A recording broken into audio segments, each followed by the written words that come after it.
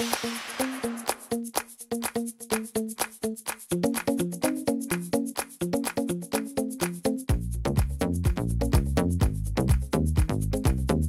noite, pessoal. Boa noite.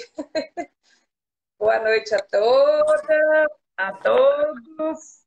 Boa noite, doutor William. Boa noite. Boa noite, Eu Helena. acompanhando aqui com o Instagram, tentando taxar o nome da live no... Consegui não.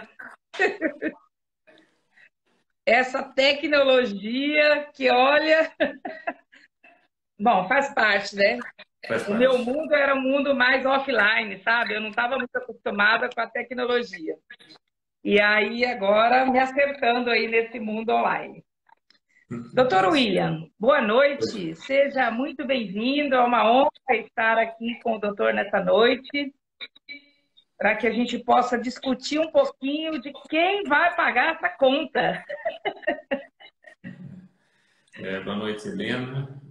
Boa noite a todos. É uma satisfação, um privilégio estar aqui com você, com todos que estão assistindo também, abordando esse tema que eu trato como sendo da maior relevância na atualidade, não só no Brasil, como no mundo também, né? E que tem, ao mesmo tempo, reflexos em toda a sociedade, no mundo administrativo, jurídico, social, enfim. É o tema do momento e que tem trazido para toda a humanidade graves consequências desde o seu início.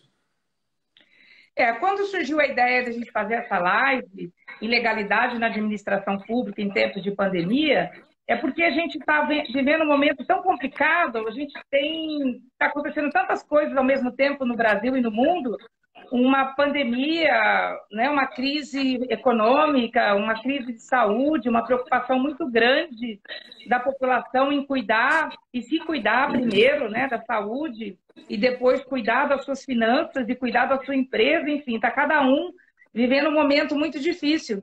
E enquanto a gente vive esse momento, cada um na sua, né, na sua casa, vamos dizer assim, ou no seu micro, tem tantas coisas no macro acontecendo que às vezes a gente não tem muito conhecimento.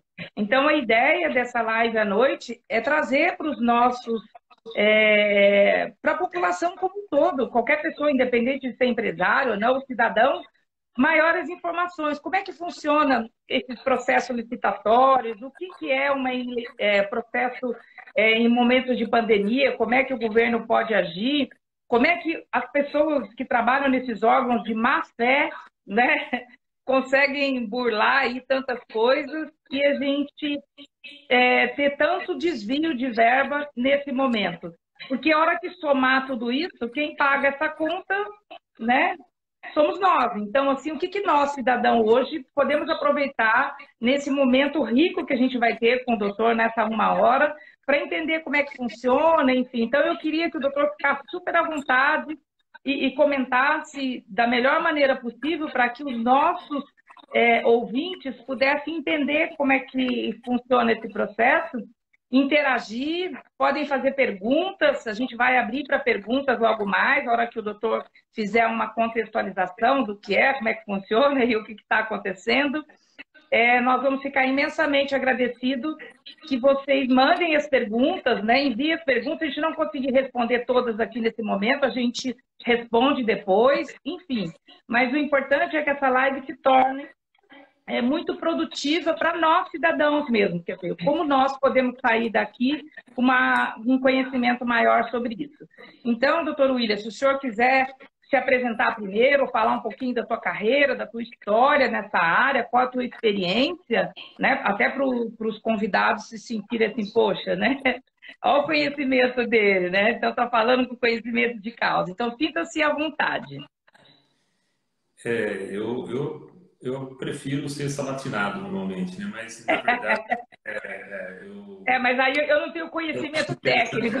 Sim. A minha formação inicial é uma formação militar.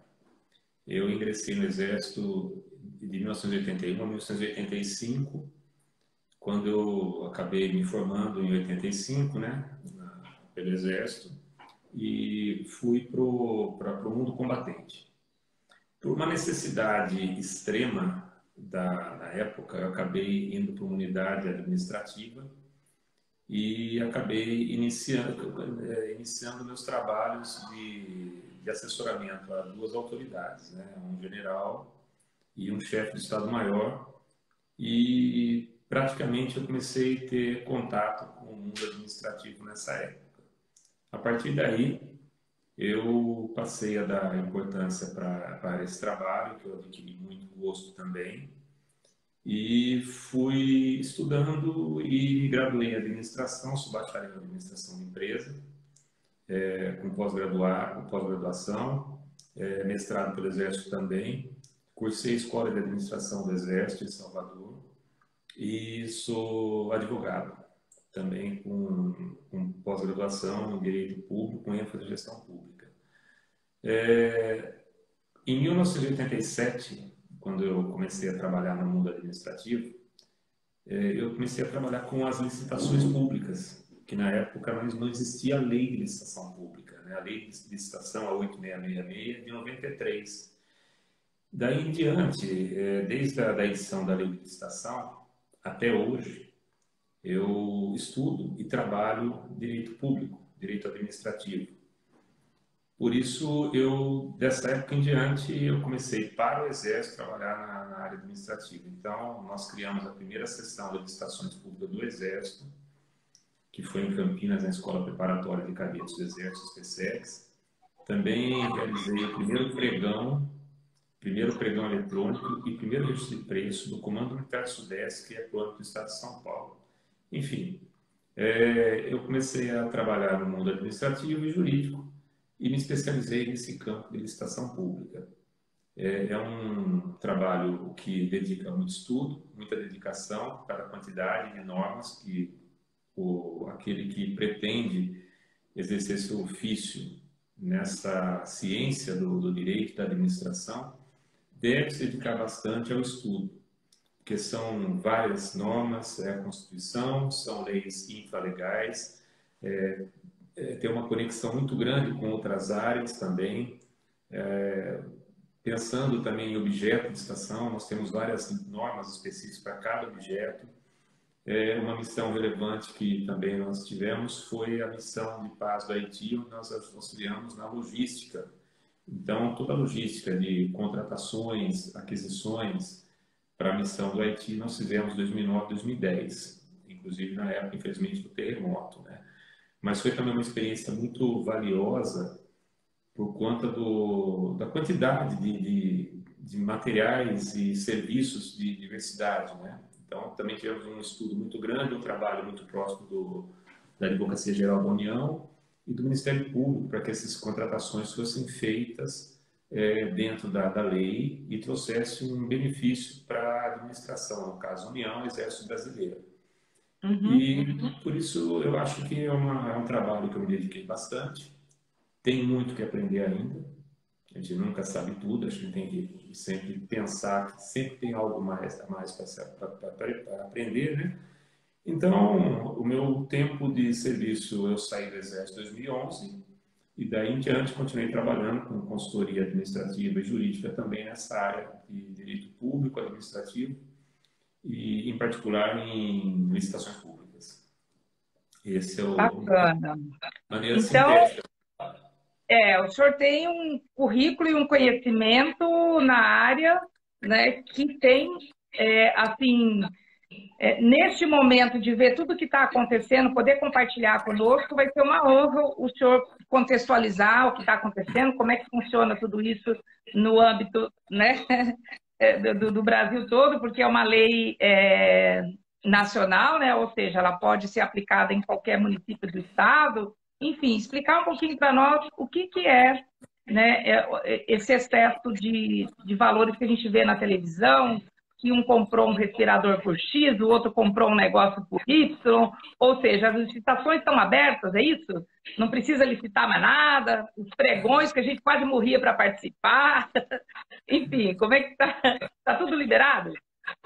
Bom, para passar algumas informações pontuais para que nós possamos entender onde nós chegamos, no quadro que nós chegamos agora infelizmente, com essa apuração de supostas fraudes em licitação, eu fiz aqui um apanhado para iniciar uma introdução a respeito dessa pandemia, que eu acho bastante interessante para que nós possamos relacionar o tema e, com o decorrer dessa nossa discussão, chegarmos até onde, infelizmente, nós estamos esbarrando nessa corrupção toda que está assolando agora, infelizmente, um momento que é de gravidade da sociedade. Bom, Deixa eu só fazer um comentário, doutor William, que nós temos duas pessoas de apoio na live. Tem a Camila, que é da Razão Humana, que está de apoio, então ela está observando ali as perguntas, pode também estar direcionando para a gente. Tem a nossa querida Ana também, né, que está ali nos apoiando. Enfim, então se precisar alguém, né, escrever alguma coisa aí, não der para a gente acompanhar, a gente tem aí um backup nos acompanhando, tá? Obrigada. Ok, fiquemos à vontade. Bom, para que nós possamos pensar em pandemia e até o momento atual hoje, nós precisamos relacionar as causas, o início, ou seja, um evento da natureza, um evento natural, que tem as causas, consequências e que movimenta a estabilidade do sistema social. Ou seja, esse evento na natureza, que foi a descoberta do primeiro doente infectado em Wuhan, na China, até o dia de hoje trouxe, a partir daí, eventos administrativos, jurídicos e sociais. Bem, o que é o Covid-19? O Covid-19 vem de uma pandemia em curso, ou seja, ela ainda está assolando a humanidade e de maneira muito vigorosa o Brasil. É uma doença respiratória aguda grave causada pelo coronavírus da Síndrome Respiratória Aguda Grave 2, conhecida por SARS-CoV-2. A primeira vez que foi confirmada uma infecção, uma contaminação, melhor dizendo, foi no dia 1º de dezembro de 2019, na China, em Wuhan. E pelo que os estudos levaram naquela ocasião, naquele local na China, ela tinha origem zoonótica, possivelmente iniciada nos mercados ao ar livre, mercados de frutos do mar e animais vivos. Tá? No dia 22 de janeiro de 2020, a Organização Mundial da Saúde já editou dizendo que era um incidente de emergência de saúde pública internacional, devido à quantidade de pessoas infectadas a partir daí, em tão pouco tempo. Ainda no dia 30 de janeiro de 2020, a OMS ela declara surto internacional. Então, é uma evolução dessa doença muito grave em tão pouco tempo. Nessa mesma data, no dia 30 de janeiro, a OMS ela solicita uma ação coordenada de combate a essa doença a todos os governos do mundo. E foi pela primeira vez, pela sexta vez que a OMS ela solicita essa intervenção de todos os governos, devido à gravidade. Em 15 de janeiro de 2020, existe a primeira contaminação fora de Wuhan, fora da China, uma senhora nos Estados Unidos. Um dado interessante que poucos divulgaram, ou talvez poucos tenham conhecimento, e ainda está em estudo, é que em 26 de fevereiro, uma japonesa consegue, perdão da palavra, ela foi infectada pela segunda vez com a doença. Ou seja, aquela tese que do anticorpo, ainda vamos pensar assim, lá para aqueles epidemiologistas, ainda está sob júdice, porque pela segunda vez essa senhora foi infectada e apresentou o quadro grave de saúde. E no Brasil, o primeiro caso confirmado foi em São Paulo, no dia 25 de fevereiro de 2020. Então, nós temos aqui, ou seja, de 22 de janeiro de 2020 até hoje, nós temos um quadro se agravando.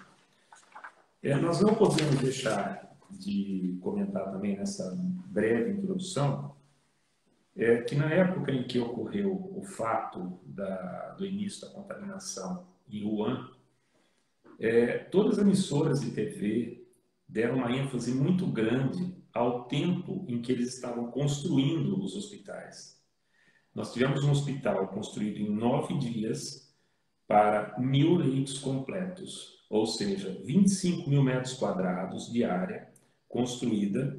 Essa obra teve início dia 23 de janeiro de 2020. Em 9 dias ela foi concluída completamente, ou seja, do terreno até a entrega da obra, com tudo funcionando, pleno atendimento naquela cidade. Ao mesmo tempo, foram construídos mais vários outros hospitais, inclusive um em Shenzhen, com 2.600 leitos em 20 dias, na mesma condição, um terreno e hospital entregue nessa situação. Quando saíram essas matérias, inclusive em jornais de evidência no Brasil, o que se via era eles davam um destaque muito grande à capacidade da construção. Eu me preocupei na época, até fiz um comentário num grupo, que eu disse que, para mim, no meu entendimento, eu já sabia que chineses, japoneses, uma boa parte da Europa e da América do Norte, eles são capazes realmente de uma construção, uma dedicação de energia maciça nesse sentido e construírem se for preciso. O problema não é o tempo, mas o tamanho da gravidade do fato. Eu acho que eles não deram uma gravidade, uma ênfase tão grande à gravidade, que já que eles são aptos a construírem hospitais em 9 dias, completo, isso é porque o problema era muito, muito grave. E uma pergunta. Nessa época, nós não podemos deixar de dizer, porque o objetivo nosso não é criar nenhuma polêmica política, mas, ao mesmo tempo, nós não podemos deixar de fazer alguns comentários, porque nessa introdução nós não podemos deixar de pensar na energia que foi gasta em Wuhan, em toda essa batalha que eles iniciaram na construção, inclusive com lockdown. Eles ficaram 76 dias fechados na cidade, no lockdown. E além de toda esse aparelhamento para evitar que esse vírus fosse disseminado. Como nós falamos, o primeiro caso lá foi no dia 1º de dezembro. A OMS já dizia que era um surto internacional no dia 22 e no dia 30 de janeiro. Quando foi o carnaval? Então, e por que a gente teve o carnaval? Não, isso aí eu só fiz um comentário. Tudo bem, não é o assunto aqui, né? Mas isso dá para discutir uma outra live, né? Eu só fiz esse paralelo porque, enquanto nós tivemos um país, lógico, nós temos que levar em consideração o sistema de governo, uma série de coisas que são importantes lá para eles. A nossa cultura é diferente, né? Então, o que acontece? Nós não tivemos essa mesma preocupação. Bom, enfim, e aí o Brasil começou a espalhar dessa forma e assim vai. Bom, para nós darmos continuidade, qual foi a medida do governo a partir daí? As medidas de enfrentamento no Brasil foi, primeiro, a edição da Lei 13.979 de 2020. Ela foi editada no dia 6, ou seja, um dia após a OMS pedir esse apoio dos governos. E essa lei, ela traz, qual que é o objeto da lei? A lei, para que nós possamos fazer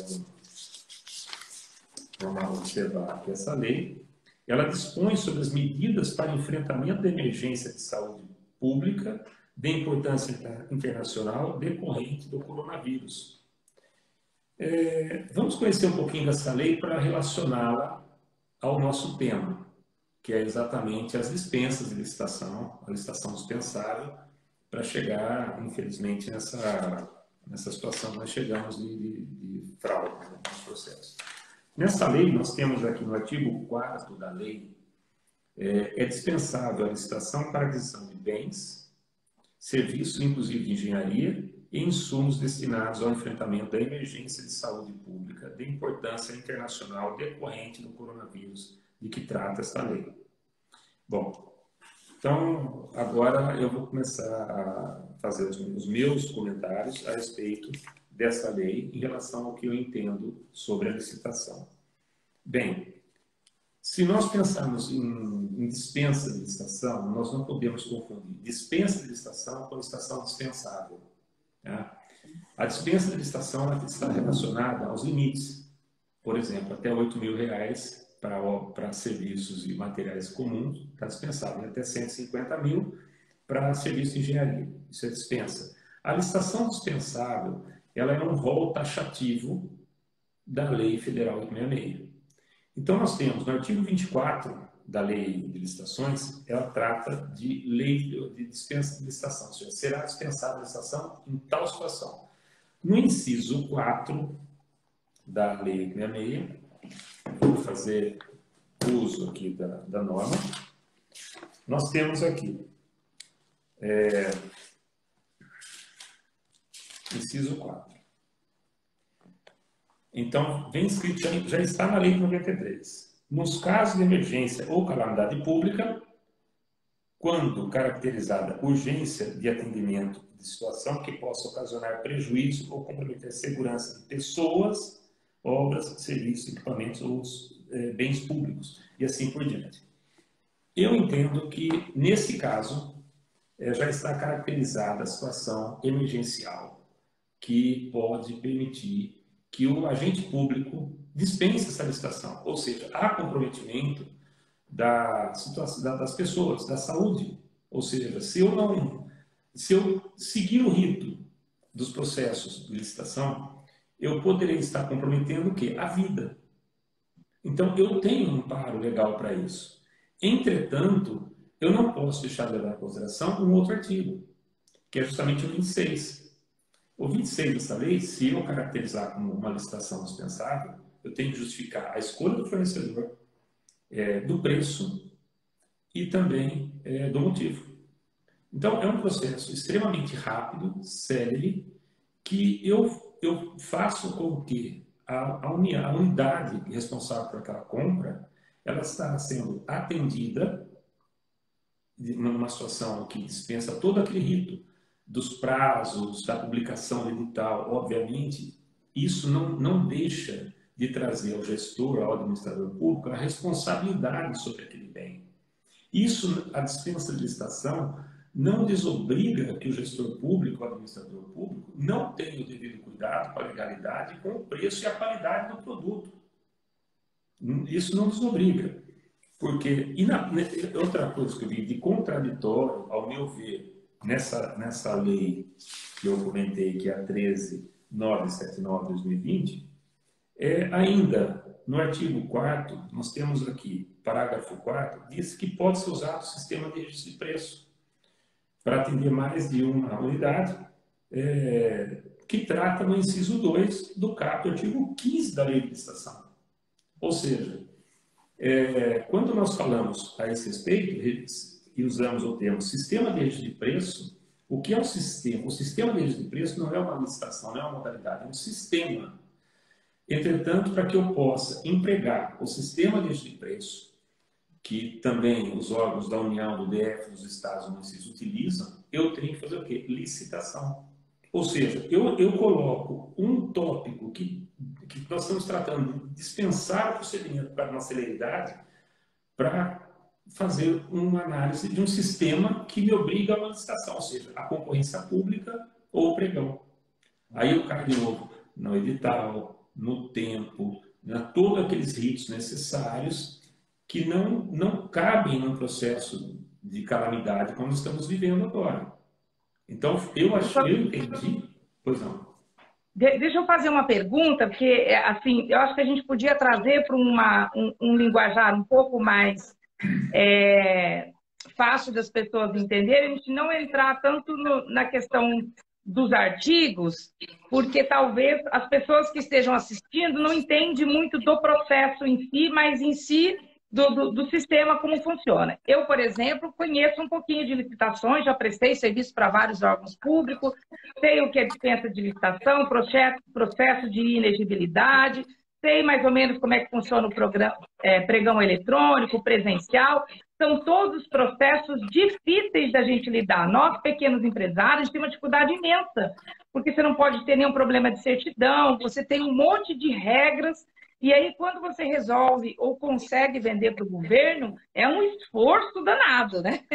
Enfim, aí você tem lá todo um relacionamento, de repente, com o governo ou com alguns prefeitura ou órgãos que você vende do Estado. Aí chega a pandemia, né? Aí vem essa possibilidade das compras serem feitas sem as licitações. Eu, como pequeno empresário, como muitos que podem estar aqui assistindo a gente, né? De repente eu estou achando que o governo não está comprando ou não está licitando nesse momento, não está tendo pregão, porque está economizando dinheiro para ir para algum outro lugar. Ou seja, essa brecha da lei está valendo para que compra? Tem até essa pergunta aqui no nosso chat. Né? Que compras que estão liberadas de licitações? Que tipo de licitação? Só para compra de respiradores, para as compras mais assim? Ou qualquer compra do governo? Qual é o critério? Isso vai durar até quando? Né? Enquanto a OMS não dizer assim, olha, parou esse estado de calamidade pública no mundo, vocês vão poder comprar sem licitação. Então, eu acho que essas perguntas a gente podia trazer para debate para ver se a gente consegue sair daqui com uma resposta mais assim, né? Poxa, a situação é mais grave do que a gente imaginava. Bem, eu iria comentar a respeito do tempo dessa lei, né? Essa lei que foi editada, ela é temporária. Ela está vigorando, ela vai perdurar até que essa situação emergencial, segundo o critério do governo, permaneça, perdure. Então, essa lei é uma lei temporária. E sobre esse outro problema de como que é feito a compra, se o governo deixou de comprar, não deixou de comprar.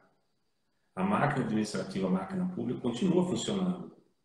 Ela continua funcionando. Nós estamos abordando um tema aqui, que é essas supostas fraudes, né, a partir da oportunidade que alguns, né, não são todos, nós temos até exemplo aqui, de órgão público, de governo, que fez um trabalho excepcional e atendeu a coletividade. Mas não há como também, né, nesse momento aqui, nós não fazemos algumas menções dessa legislação, dessa lei, para que nós façamos um comparativo com o que já existe. Por isso que eu achei interessante fazer esse apanhado aqui dessa lei, porque ela traz, como eu falei, do meu ponto de vista, do meu entendimento, algumas incongruências em relação ao que já existe. Ou seja, se eu tivesse um planejamento, se eu tivesse me debruçado sobre um problema, usando a lei que existe, eu já estaria dando conta de todo o procedimento, tanto para material permanente, porque a lei, a norma aqui, e tanto a lei que já existe, ela permite qualquer tipo de contratação, seja material de consumo, contratação de serviço, material permanente, são os equipamentos, os bens duráveis, né? Inclusive serviços e obras de engenharia. Essa situação emergencial permite todo tipo a dispensa pode ser empregada em todo esse tipo de aquisição e contratação. Nada impede. O que eu entendo que é o problema, que vejo desse problema todo foi criado a partir daí, foi justamente aproveitar a oportunidade para transformar isso em superfaturamento. E mesmo assim, eu vejo que o legislador, quando se debruçou para fazer para evitar essa lei, do meu ponto de vista, ele se perdeu um pouco, com devida, lógico, humildade, mas por conta disso. Nós estamos tratando de trabalho que vai ser feito por dispensa, eu estou inserindo na lei que está tratando da dispensa de obrigatoriedade de licitar para usar um sistema que só funciona que é o registro de preço. O registro de preço, eu falo bem rapidamente, para que serve? Foi criado esse sistema, também que é uma lei, que seria como deixar um almoxarifado da unidade fora. Ou seja, eu não sou obrigado ali naquele momento, quando eu licito, pela modalidade pregão ou concorrência pública, a comprar. Eu crio com essa licitação uma ata, tem validade de até 12 meses, e que eu posso a partir do momento que a unidade vai chegando crédito, eu posso usar essa ata que já está feita lá fora com as empresas. Então, como eu falei, não é uma modalidade, é um sistema que eu uso o pregão e a concorrência pública. Eu acho isso fantástico, porque se tiver planejamento, você, com a medida que você vai chegando aos seus créditos, você vai só empenhando, só comprando. Mas isso é numa situação, eu entendo, que é numa situação de normalidade, que você utiliza esse registro de preço. Numa situação em que é emergencial, mesmo que a gente queira padronizar, eu acho que até é viável padronizar os bens de consumo e permanente, mas mesmo assim, no meu ponto de vista, eu tenho que me preocupar com um determinado órgão público, por exemplo, uma prefeitura, um governo de estado. Então, para fazer o registro de preço, eu teria que ter a participação de todos, teria que ter um edital para poder abrir a licitação, conforme eu falei. Isso é perder tempo. Então, deixa eu esclarecer uma dúvida. Vamos supor, né? Nós tivemos uma pergunta aqui no chat também que falou sobre isso. O governo, vamos imaginar, nós temos duas situações ali. Uma situação emergencial, que o governo tem que comprar, às vezes, insumos que ele não está acostumado no dia a dia, por exemplo, né? Que não é uma coisa que você vai comprar numa grande quantidade. De repente, você não tem muita referência de preço disso. Numa emergência, você pode pagar mais caro. Ou numa falta de insumo, você pode pagar mais caro. Então, aí a gente está falando de uma situação que pode acontecer, tá? Nesse mesmo balaio, tem aquelas pessoas que vão agir de má fé, né? Que vão comprar superfaturado, que é disso que a gente está falando aqui. Das pessoas dos órgãos que estão agindo de má fé e comprando superfaturado. Tá. Aí o cara foi lá, fez uma compra imensa, né? Como a gente está vendo por aí, e existe uma prestação de contas disso? Quem vai fiscalizar isso depois? Quer dizer, eu fui lá, saquei o Estado, ou participei fiz uma compra superfaturada. Quem está fiscalizando isso hoje? Como é que nós, cidadão, podemos cobrar? Até tem uma pergunta que veio no meu WhatsApp durante o dia, que eu não sei se ela repetiu aqui, que ela falou, vou fazer essa pergunta lá. Né? Existe um número, um 0800, um disque denúncia, se eu souber de alguém que fez uma fraude na licitação, ou seja, comprou um insumo com valores exacerbados e nós vamos pagar essa conta, existe esse número para divulgar? Ou seja, eu estou preocupada com o tempo, porque a gente não pode passar de 1 hora aqui, a live pimba. Exatamente. E aí, se for o caso, a gente até estende no outro dia, mas assim, trazer uma coisa mais, né, assim, do que está acontecendo mesmo. Existe esse 0800? Como é que a gente consegue acompanhar isso? Eu vou seguir as suas perguntas, então, as suas indagações a respeito desse tema. Bom, a primeira, em relação a preço. Em situação normal, você tem que fazer uma pesquisa de preço do mercado. É obrigatório, porque você para fazer uma compra, você vai aplicar o dinheiro, tem que ter um preço de referência. Quando nós estamos falando agora, nesse caso específico dessa pandemia, essa Lei 13.979, ela tem no seu artigo 4º a obrigatoriedade de apresentar um termo de referência simplificado sobre o que se vai comprar.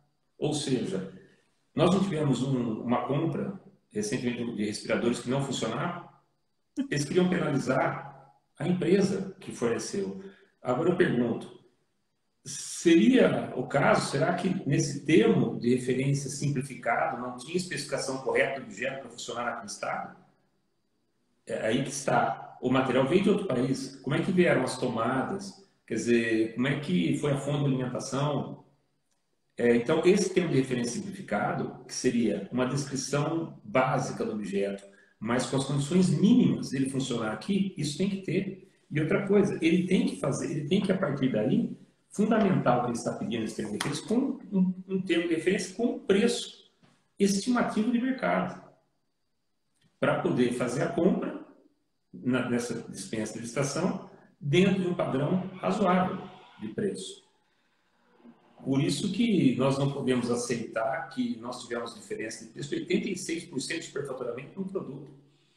De superfaturamento. Nós vamos até chegar lá. Então, essa primeira parte já foi respondida, né? Porque você, primeiro, tem que ter uma especificação técnica mínima, que é um termo de referência, E um termo, um preço de mercado. Tem que ter uma pesquisa de mercado. Não é porque eu, como gestor público, posso me valer de uma norma que me dispensa a licitação, eu pago o que me oferecer, sem o cuidado de ver se esse preço é justo, se é Uhum. compatível ou não. Bom, em relação à a segunda pergunta sobre como fazer uma denúncia, bom, nós temos vários meios, né, de fazer denúncia, né? Nós temos, inclusive, legislação que fala da denunciação anônima, né? Mas nós temos hoje no site do governo mesmo o sistema.ouvidoria.gov.br, que é o Fala Brasil, fala.br. Então ali tem um tópico para denúncias feitas, denúncia anônima inclusive, e também no próprio Ministério Público. E o Ministério Público ele fará a apuração, mandará apurar para ver se realmente aquele fato é pertinente ou não. Em relação a acompanhamento, as unidades do governo, elas têm os tribunais de conta, que verificarão depois se o processo foi feito dentro da legalidade ou não, dentro do preço, tudo. Nós temos, na União, nós temos o Tribunal de Conta, o TCU, temos no Estado o TCE. Então, nós temos os tribunais de conta. E mesmo esses órgãos, pode ser feito algo, em termos de representação e requerimento, denunciando aquele órgão. Certo? Mas para eu, uma sugestão que eu tenho sempre é que essa denúncia seja feita sempre com muito fundamento. Muito fundamento porque você denunciar um servidor público vai trazer realmente uma consequência grave, né? Nesses casos aqui não tem dúvida, não se tem dúvida disso, né? E enquanto, né, nós estamos debruçados de uma lei que eu entendo que ela tem algumas incongruências, né? Em relação a isso que eu falei, é uma lei que tem só sobre essa dispensa de licitação. Do seu artigo 4º, ela vai até o artigo 4I, ela trata objetivamente a esse respeito dessa situação. Aí vem um partido político que entra com ação direta de inconstitucionalidade a respeito do artigo 3º, que praticamente esse artigo 3º da lei trouxe essa responsabilidade toda de tratar da pandemia para a União. E foi, obviamente, pelo STF, decidiu que, obviamente, depois da análise, que é uma obrigação concorrente, né? uma atribuição concorrente da União, dos Estados, DF, dos municípios, tratar sobre licitação pública. Até aí, então, ok. Como eu falei, essa dispensa, essa lei nova da pandemia, ela não modifica o que já existe. Então, existe essa obrigatoriedade, como eu falei, de fazer essa dispensa, já existe, inclusive, a maneira como se trata no processo. Então, nos obriga o administrador em ter todo o cuidado, o zelo administrativo, para que essa compra chegue até o seu consumidor final, principalmente, nós estamos falando agora em vida. Mais importante ainda, a rapidez que chegue, porque se antes nós ainda falávamos que alguns não tinham acesso ao hospital, agora alguns estão morrendo em casa, por conta dessa oportunidade que fizeram, de ao invés de atender maciçamente, não atenderam, e a doença aumentando.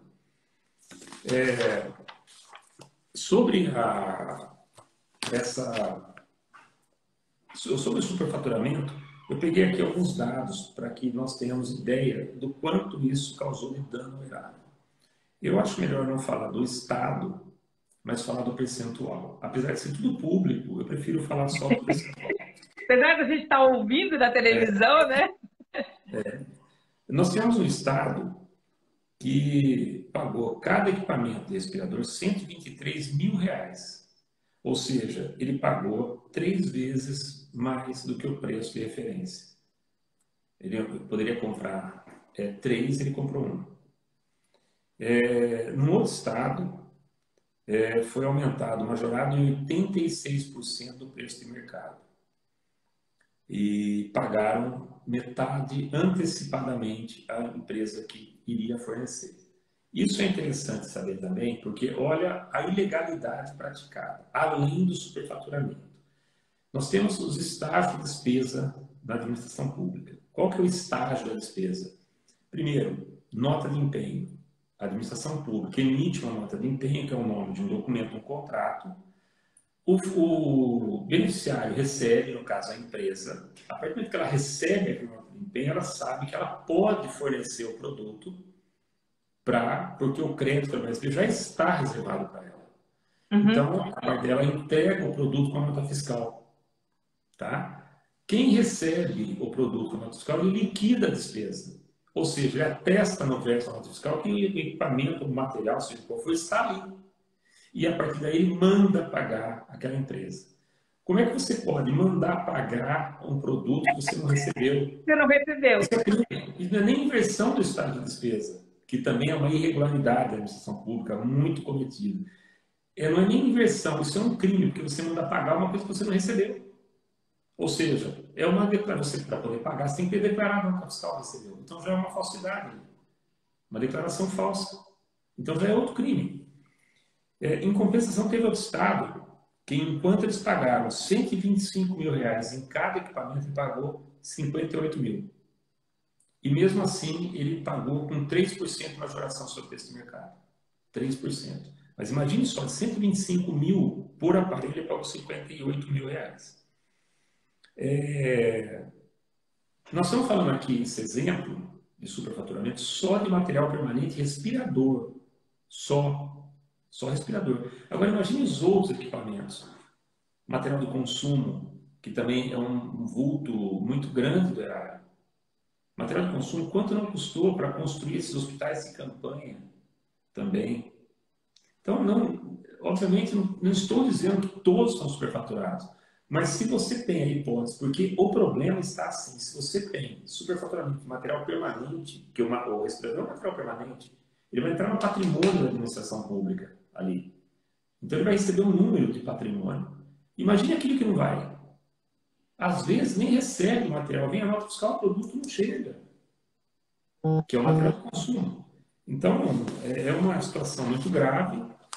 Deixa eu fazer uma pergunta. O senhor acha que, pela experiência do senhor, como existiu e está existindo ainda a reforma da Previdência, está tendo alguns ajustes ainda, e a gente tem aí sinalização que vai haver uma reforma tributária e outras reformas necessárias que precisam acontecer, nessa lei de licitação, independente da pandemia agora, que está tendo, né, uma brecha maior para isso, o senhor acredita que possa haver a possibilidade de mexer nessa lei e ajustar algumas coisas? Porque nós temos aqui uma pessoa de Aracruz que ele está dizendo, aproveitando a oportunidade, é muito difícil efetuar uma venda, pois sempre os descritivos que vêm nos editais, eles são muito direcionados, ou seja, né, para um determinado produto ou serviço. Resumindo, eu já vivenciei muito isso e já conheço muitas histórias. A pessoa não consegue, ele faz de tudo, vai chegar lá, tem o famoso conhecimento no mercado dos editais marcados. Né? Um especialista, que nem o doutor, consegue ler um edital e saber se aquele edital está direcionado ou não está direcionado. Prova disso, Odebrecht, quantas mil coisas a gente viu acontecendo e ainda está acontecendo, né? Grandes descobertas aí em função disso. Então, ou seja, o empresário, coitado, ele tem que se preocupar com tudo e, além de tudo, tem que ter alguém que possa ver se o edital está marcado ou não está marcado, né? Quando que nós, brasileiros, vamos poder, né, brigar por isso e dizer, poxa, eu posso ser um fornecedor honesto do governo e o governo pode me ter como fornecedor, né? Ou seja, ter uma relação mais justa para as empresas, porque realmente tem muita gente que desiste, ele fala, não, desisto disso, largo mão. Helena, eu entendo isso, são dois problemas, né? O primeiro problema, que é o mais grave, é exatamente o vício do edital. Alguns órgãos públicos, eles direcionam a licitação para determinada empresa. Então, eles viciam de que forma? Muitas vezes, eles direcionam exatamente o produto que aquela empresa tem, ou seja, restringe a concorrência, ou mesmo documentos que acabam que só aquela empresa terá. Ou seja, existem muitas maneiras de viciar um edital. Entretanto, existem muitas maneiras de você pedir esclarecimento e impugnar o edital. O problema que existe nisso Precisa contratar um advogado especialista como o Dr. William. Infelizmente, você tem que ter, primeiro, uma pessoa técnica que conheça muito bem o objeto. Porque eu entendo que o edital é feito objeto e cláusulas editalícias. Se você estiver construindo o objeto, o técnico ali da empresa, esse edital está viciado, que só aquela empresa tem. Só isso já dá para impugnar. E também impugnar também o edital com aquelas cláusulas abusivas. Mas para isso você tem que ter alguém que pegue o edital, faça um desmembramento das suas partes e verifique o que é que procede ou não. Até porque, se você pensar em lei, a lei de licitação, do artigo 27 ao 31, só isso já é motivo de deixar a empresa participar em igualdade de condições com todas, desde que o objeto não esteja viciado, porque do 27 ao 31, ali tem toda a necessidade para uma empresa se qualificar e participar da licitação. O problema é que eles começam a criar algumas coisas para dificultar. Uma coisa que eu acho interessante, que praticamente todos os editais de licitação, eu vou tentar ser rápido, para não fugir do tempo, tem o tal de índice de liquidez, que se torna obrigatório para a empresa comprovar. Normalmente, maior ou igual a 1. Quase todos. Agora eu pergunto, isso para você pensar em índice de liquidez, tem que conhecer a administração, alavancagem e contabilidade. Porque uma empresa que vende à vista e paga a prazo, por exemplo, um mercado, ela vende à vista e paga seus fornecedores a prazo. É diferente da indústria, que ela vende, mas ela tem que pagar durante a fabricação daquele produto, tem que pagar matéria-prima, empregado, custo, gasto, depreciação da fábrica, tudo aquilo que entra na contabilidade. Então, ela tem um índice diferente, muito diferente de quem vende à vista e paga a prazo. Mas isso não quer dizer que ela não tem saúde. Então, se você pegar os dois índices, são completamente diferentes um do outro. Isso não significa que as empresas não são diferentes ou não tenham saúde contábil, administrativa. Mas isso é somente quem pode fazer essa análise, é quem, como eu falei, quem tem meios de pegar o edital e fazer essa avaliação. E outra é o advogado, o administrador que vai ter essa experiência. E sempre, sempre impugnar. Sempre. Eu oriento sempre questionar e impugnar. A administração pública é obrigada a responder. É obrigada a responder. Sob pena de ilegalidade.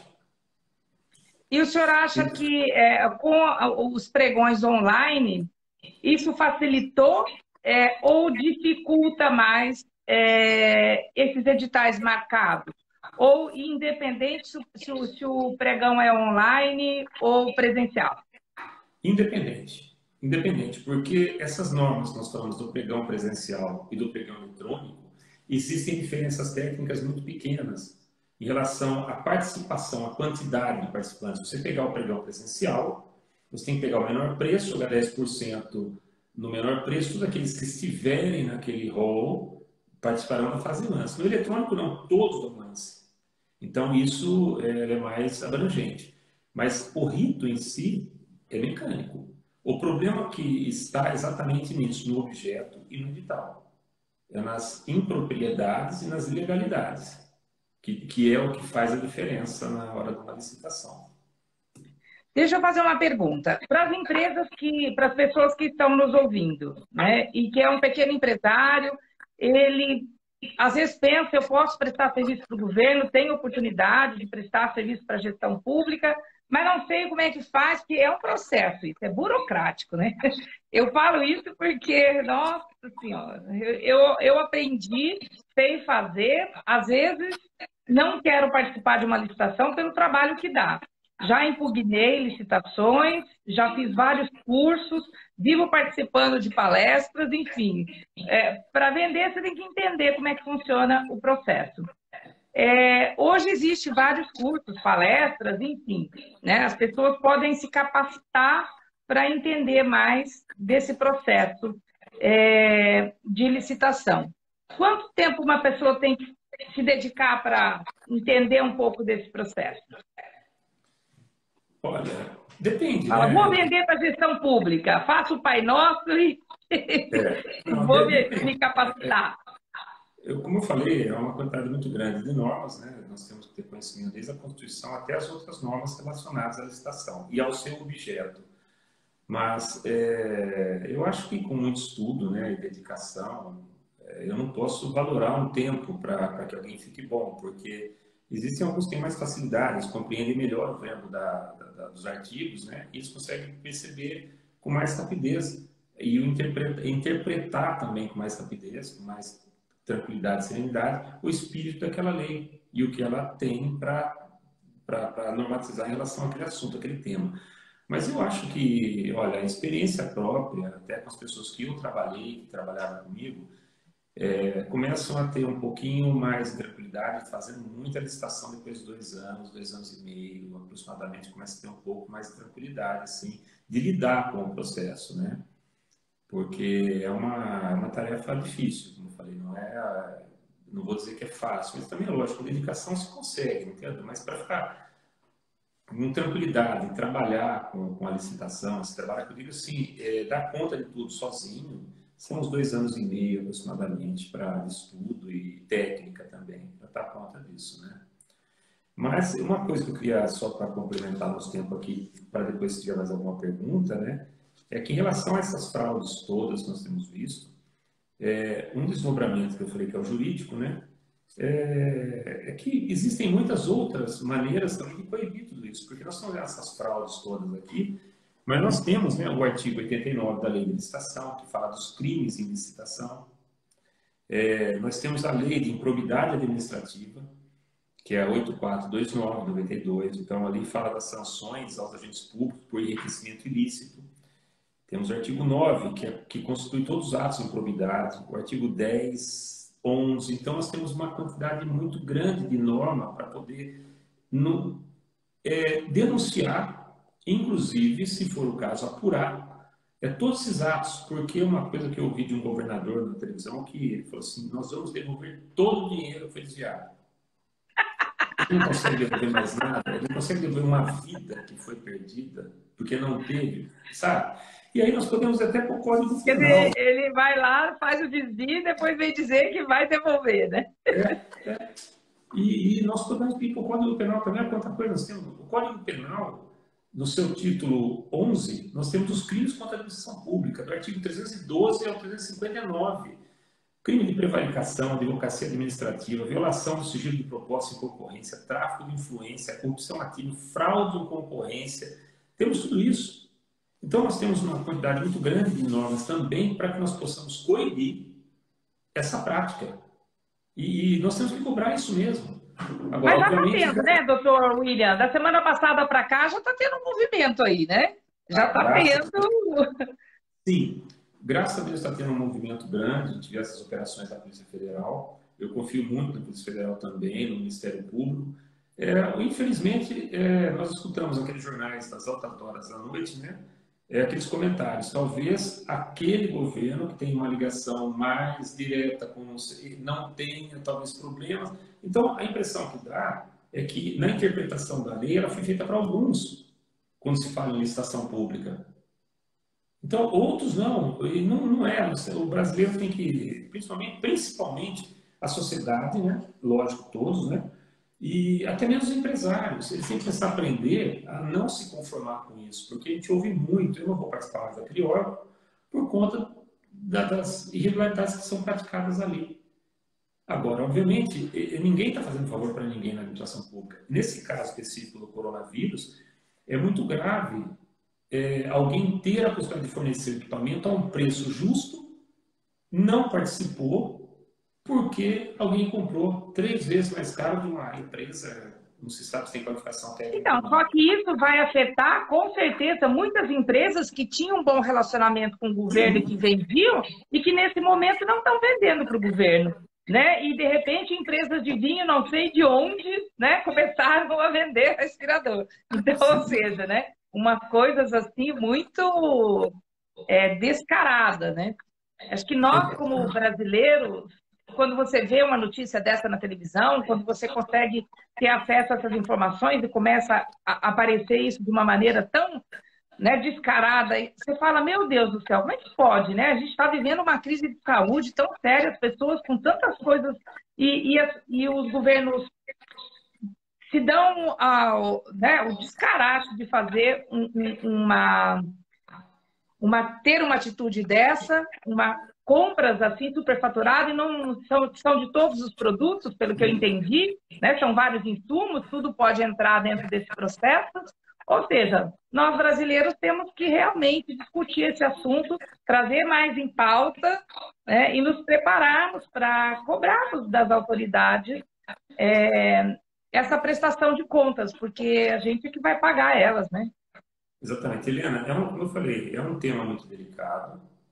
Nós temos muitas legislações, leis que nós poderíamos nos debruçar sobre ela, sobre esse tema, mas o problema grave nisso nós temos uma pandemia que está assolando o Brasil, com muitas mortes, muitos doentes, muitas pessoas que estão morrendo. O dinheiro público, que deveria salvar essas vidas, na verdade está enchendo os bolsos e os cofres de pessoas desonestas. Porque nós temos já uma possibilidade da dispensa da licitação, ou seja, uma licitação dispensável, e que obviamente alguns, eles se aproveitam dessa situação para fraudar. Então, essa fraude é que deixa o Brasil numa situação extremamente difícil. Enquanto isso, nós estamos aqui diante desse problema e muitas vezes não sabemos como combatê-lo. Mas eu entendo que nós temos que cobrar muito mais das nossas autoridades. Quem é que liga para o seu deputado, manda um e-mail para o seu deputado, para o seu vereador, para o seu prefeito cobrando isso? E nós estamos sempre aqui atentos, né, e à disposição também daqueles que, obviamente, precisarem desse apoio administrativo e jurídico, para que nesses momentos, né, que porventura que interesses, nós possamos ajudá-los também a não passar por um sabor como muitas empresas tiveram, e principalmente nessa crise que trata da vida da sociedade. Doutor William, a gente tem um minutinho para o senhor fazer as considerações finais, porque o Instagram, né, ele fecha em 1 hora, e eu preciso terminar um pouquinho antes para dar tempo de salvar essa live, porque eu quero passar ela para o canal, para o meu canal do YouTube, e mantê-la, né, como arquivo para as pessoas que não puderam assistir, poder assistir em outro momento, e também convidá-lo para a gente continuar debatendo esse assunto, porque ele é de muita relevância para nós. Eu fiquei meio assim, se faria uma live sobre esse assunto, não é muito a minha área, né? Eu falei assim, nossa, mas eu sou cidadã, pago os meus impostos, sou empresária, sofro muito com todo esse processo, então eu acho que a gente tem sim que se posicionar nesse momento e ajudar o nosso país a, né, fazer a coisa certa, porque a conta está ficando salgada. Então, sinta-se à vontade para as considerações finais. Helena, primeiro agradecer a oportunidade, né, de nós abordarmos esse assunto, que é um assunto de relevância, mas as considerações finais, mais uma vez, eu dou relevância à crise que nós estamos vivendo da saúde pública em função dessa pandemia e, infelizmente, com a oportunidade que nós tivemos de fazer uma aquisição, contratação, para salvar... Vou encerrar, senão a gente não vai conseguir gravar. Infelizmente, muitos não tiveram esse bom senso e causaram esse problema de fraude e corrupção no Brasil. Muito obrigado. Obrigada. Deixa eu encerrar aqui, senão a gente não grava. Obrigada, doutor William. Boa noite, pessoal. Gratidão aí a todos. Até breve.